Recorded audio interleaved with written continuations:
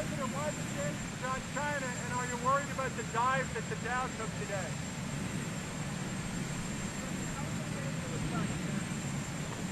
Yes. President, why the tariffs against China now, and are you concerned about the nosedive the Dow took today as a result? No, I'm not concerned about that at all. I expected that a little bit because people don't understand quite yet about what's happened.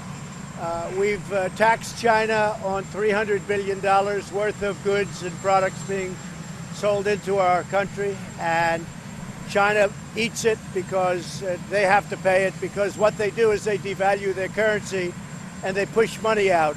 Our people haven't paid. As you know, we're also charging them 25% on $250 billion. So we're taking in many billions of dollars. There's been absolutely no inflation, and frankly, it hasn't cost our consumer anything. It costs China. Now, what has happened is a lot of companies are moving out of China so they can, avoid, and China's had a rough this is their worst year in 27 years, according to yesterday's Wall Street Journal. I don't want that. But when my people came home, they said, we're talking, we have another meeting in early September. I said, that's fine. But in the meantime, until such time as there's a deal, we'll be taxing them. We're getting very good numbers from the border. The 21,000 soldiers supplied by Mexico, and I want to thank Mexico. They're doing a great job. The numbers are way down at the border.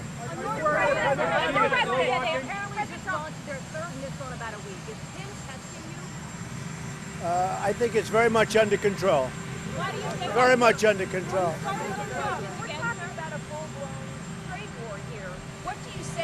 Well, what would you say it is? Let me ask you a question. Right.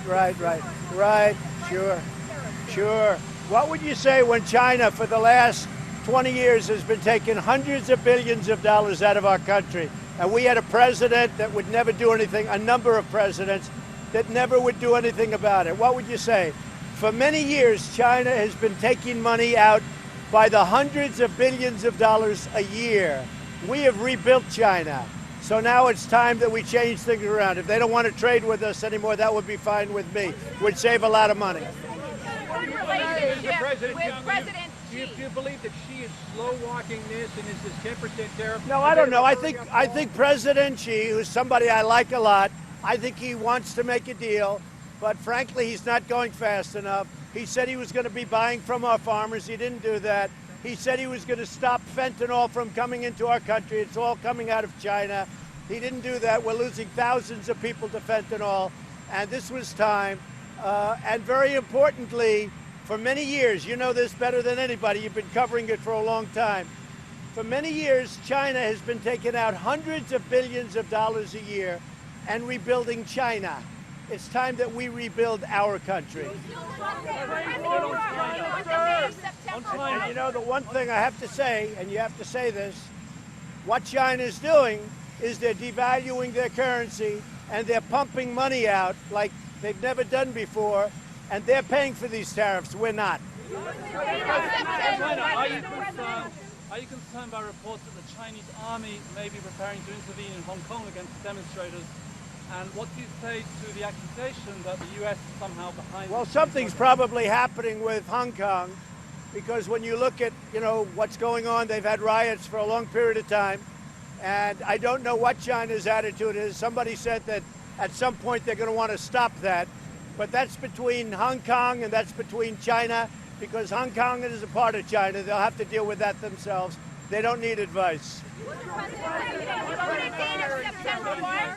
You put a date of September 1 on these tariffs. Are you giving Xi a chance to negotiate himself out of it? No. It's September 1. The reason is it takes a long time for the ships to come over, and it's a period of time. So I'm giving them like a 4-week period of time before the tariffs go on. But we're now taking in tariffs on 10% on over $300 billion and 25% on $250 billion. And it's been proven that our people are not paying for those tariffs. Your response to the Democrats who say that you're Mr. President, your response to the Democrats. About North Korea launching the 2 missiles again yesterday. How did you feel about that? Short-range missiles, we never made an agreement on that. I have no problem. We'll see what happens. But these are short-range missiles. They're very standard. Go ahead, what? Go ahead. Go ahead. Mr. President, are you concerned about reports that your DNI nominee, Congressman Ratcliffe, has embellished his record at all that Democrats plan to oppose? Congressman Ratcliffe is an outstanding man, and I'm sure that he'll be able to do very well. I think he's just outstanding, highly respected by everybody that knows him. What will you do on Huawei to give relief to that company? Well, we've not changed on Huawei. We're not allowing Huawei into our country. We're not changed on that. We can do business for non-security things with Huawei because that's, we'll do that. But anything having to do with national security, we're not dealing with Huawei. What do you think about the decision? What do you think about the decision to not prosecute James Comey for legal? Well, I haven't actually heard that. I know there's a lot of things going on. That's a piece of it, I guess, but I really don't know. I haven't spoken to them about that. I would frankly be surprised because what James Comey did was illegal. So I would be surprised, but I don't know anything about that. Are you prepared to tell your supporters to stop if they begin chanting something problematic? I don't know what's going to happen. I can tell you this. I'm going to Cincinnati. The arena is a very large one, and we've sold it out. We could sell it out probably 10 times from what I hear. The applications for seats, as you know, never had an empty seat. The applications are very big. I have no idea. We have a great group of people. They love our country. They love the job we're doing. And when they see the kind of people that want to represent us from the last 2 nights, that's not what they want. I don't know. I can't tell you whether or not they're going to do that chant. If they do the chant, we'll have to see what happens. Will you stop them, sir? You think you will? I don't know that you can stop people. I don't know that you can. I mean, we'll see what we can do. I'd prefer that they don't. But if they do it, we'll have to make a decision then. Do you have a message for them now, like before they go in? I do have a message. My message is for the people I'm going to. So we had over 100,000 applications for whatever the size of I think it's a 14,000 seat arena, but we're way over 100 and I think 122,000 applications for those seats. You know what my message is? I love them. And I think they love me. I actually think they love me. India has rejected your offer of help on Kashmir. India has rejected your offer of help on Kashmir. India says Kashmir is a bilateral issue between India and Pakistan. Have they accepted the offer or not? No, they have not. Well, that's up to, it's really up to Prime Minister Modi. And I met with Prime Minister Khan. I got along great with, I think they're fantastic people. Khan and Modi, I mean, I would imagine they can get along very well. But if they wanted somebody to intervene or to help them, and I spoke with Pakistan about that, and I spoke, frankly, to India about it, but that's been going on, that battle, for a long time. But if somebody, if I can, if they wanted me to, I would certainly intervene, yeah. Is the U.S. government involved in the death of Hamza bin Laden? I can't comment.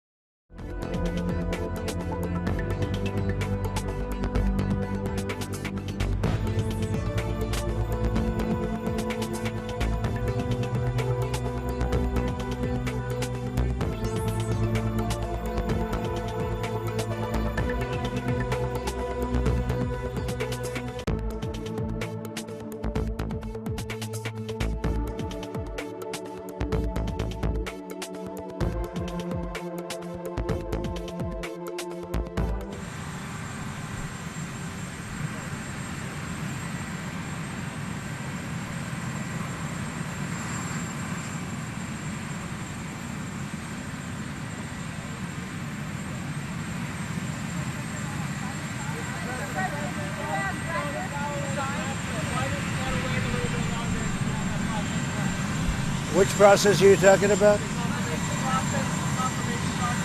Because I felt that Congressman Ratcliffe was being treated very unfairly. I was reading the press, and I think I am a student of the press, and I could see that the press was treating him, I thought, very unfairly. He's an outstanding man, And I asked him, I said, do you want to go through this for 2 or 3 months, or would you want me to maybe do something else? And he thought about it. I said, it's going to be rough. I could see exactly where the press is going. And fake news. He's a fine man. He's a fine man. And so we hadn't started the process, and I thought it's easier before we start. But I read things that were just unfair. And he's just too good. He doesn't deserve it.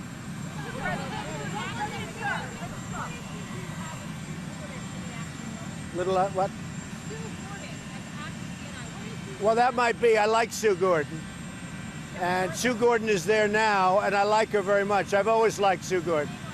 It could be. Yeah, it could be. We'll make another choice, and Sue will be, she's there now, and certainly she will be considered for the acting, and that could happen. We'll probably be talking about it either later today or next week.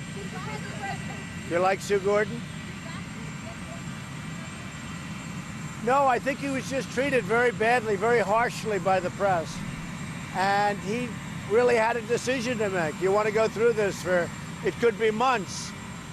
And I said, I think I see exactly what they're trying to do. Nobody understands the press, but I think I understand them as well as anybody. And I didn't think it was fair.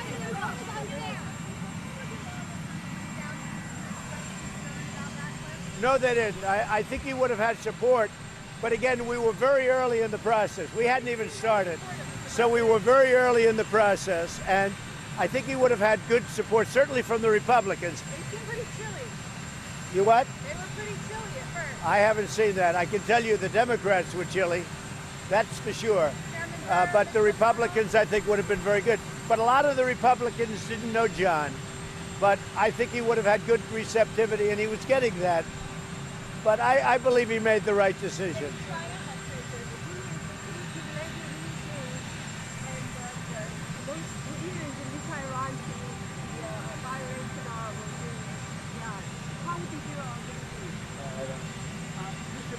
You understand?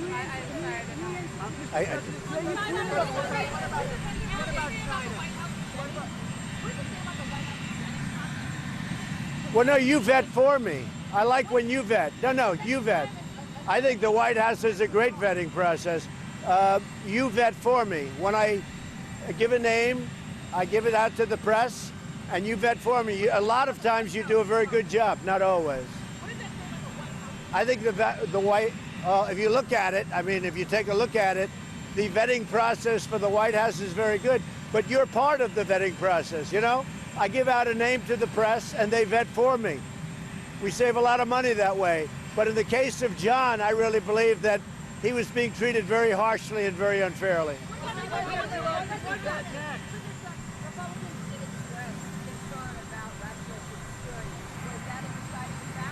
No, I tell you what, I think he would have had very good support. The Republicans love John Ratcliffe, and I think he would have had very good support. Now, he wasn't in that world that much. I think he would have picked it up very quickly. But I think he would have had great Republican support, probably would have had no Democrat support, which would have been nice to get some. But I think he would have done fine. But it would have been a long, hard slog. Another question, if you don't mind, sir.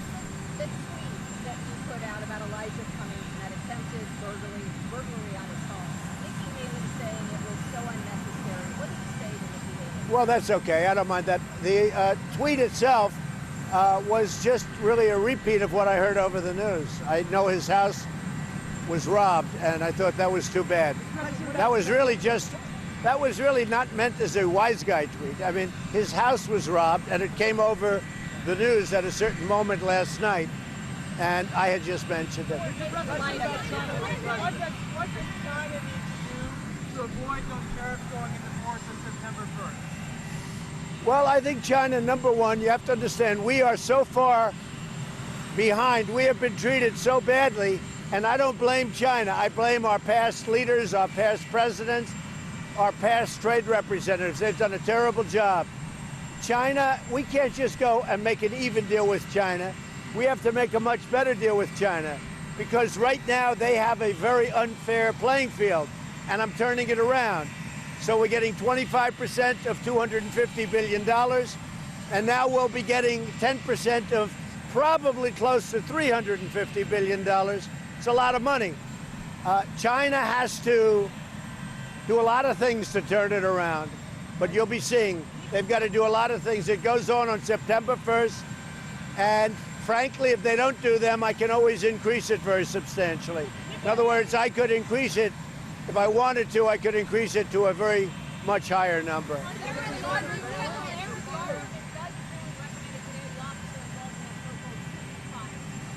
Well, it's in a process right now. I know the case very well. It's a very sad situation.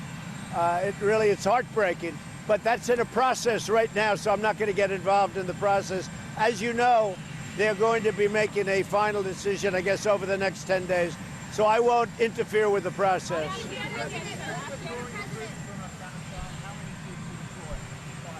Say it? How many troops are you withdrawing from Afghanistan? Well, we've been moving it down. We've been moving it down from Syria. We defeated the ISIS caliphate, and we have now 100% of that. We have 2,500 prisoners, and Europe is going to have to take them, or somebody's going to have to take them.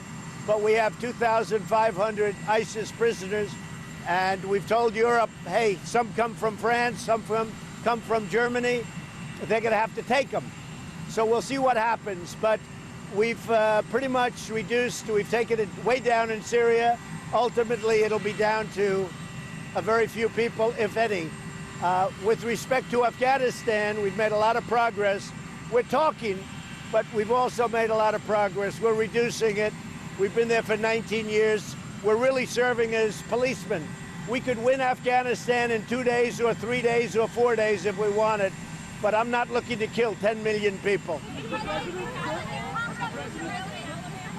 What about it? We could win that war very easily. I could win that war in a week if I wanted to, but I'm not looking to kill 10 million people, okay? Many of them would be innocent people. I'm not looking to do, and I'm not talking nuclear, by the way. I'm talking totally conventional, but I'm not looking to kill millions of people in Afghanistan. That I can't tell you. I mean, you know, we'll find out.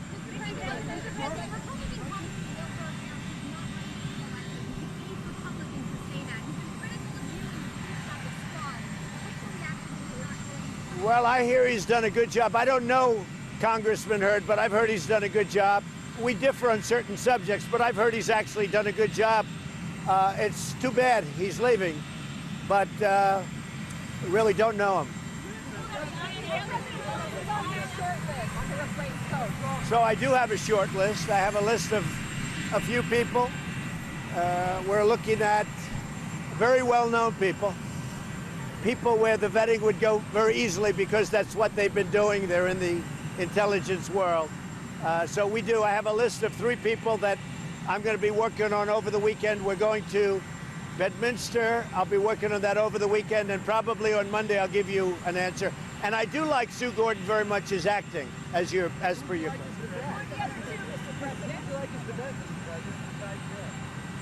Say it again. Who would you like us to bet? You said you were light on. Well, I think we have a lot of good people. We have 3 people specifically. I mean, I could tell you. They're right here. Who are they? Right there.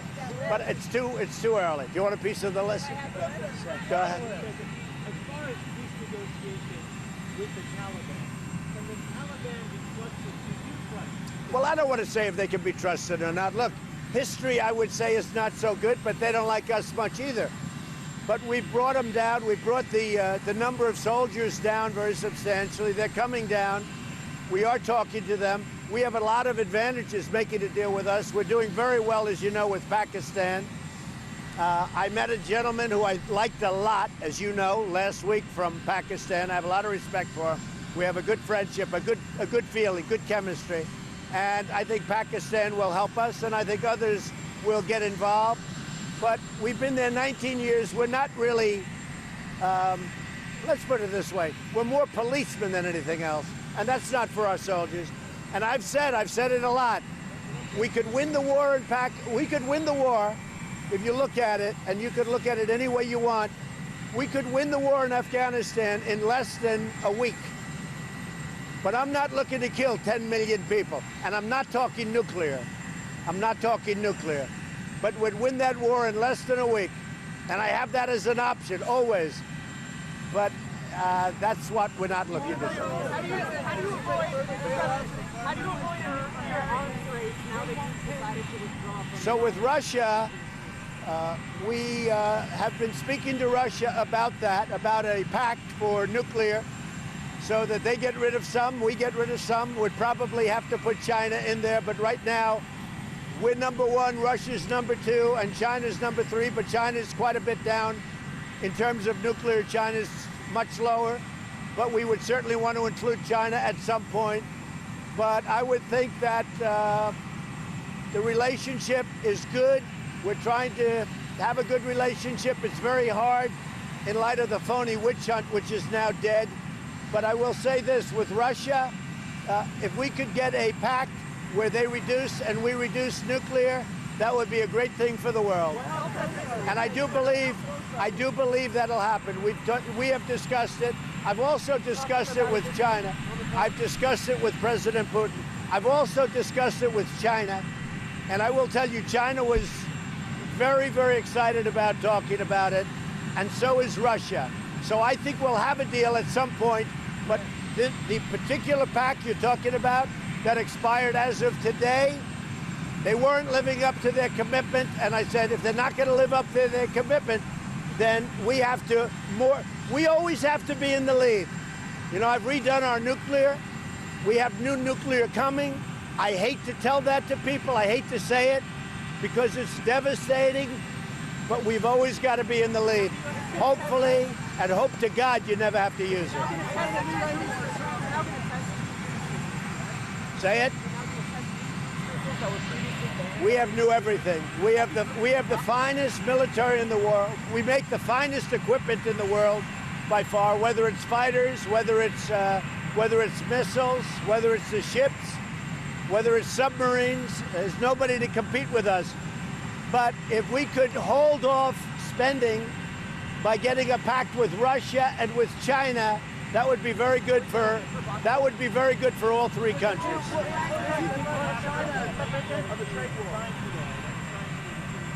You're talking about the trade on beef?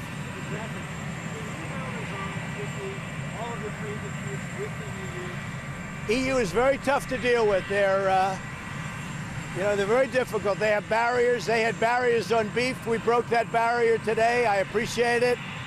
It's a group of countries, as you know. We love those countries, but for dealing with them, they're very, very difficult. But we did a very big deal today, beef, and we're going to be selling them a big percentage of their beef, and that's great for our ranchers and farmers. So we were happy to do it. Auto tariffs are never off the table.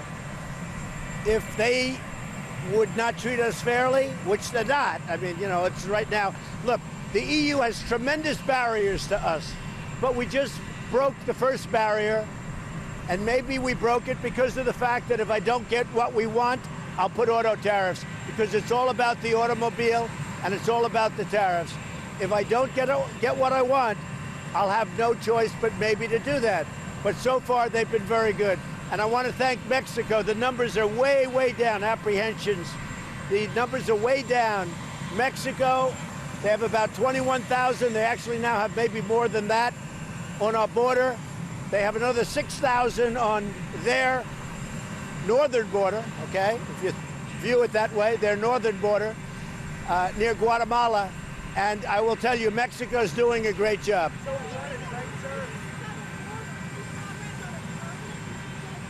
Well, I would love to see, before we talk about Secretary, I will tell you, I would love to see the Democrats sit down and work out the loopholes in 20 minutes, because that's what it would take, and work out asylum. But we're moving along with an asylum fix, an asylum bill. Lindsey Graham's heading it up very capably, and we'll see what happens.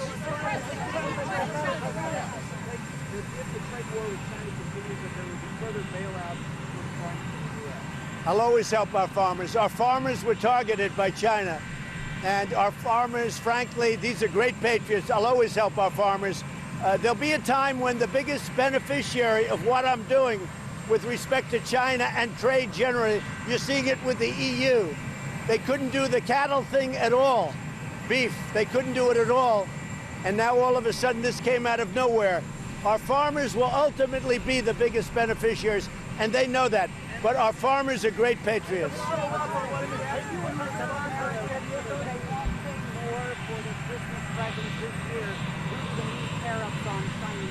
No, what happens is China devalues their currency, and China also is pouring money out, and that will pay for the tariffs. It's a total misnomer. Now, I don't say that with all countries, but with China, they're very highly sophisticated, but so are we, more than anybody would understand. All you have to do is ask China. All you have to do is ask China. But let me just explain. So China is devaluing their currency, and they're also pouring money in. Their currency is going to hell, but they're also pouring money in, and that will totally pay for the tariffs. The tariffs are not being paid for by our people. It's being paid for by China because of devaluation and because they're pumping money in. Thank you. Thank you, everybody.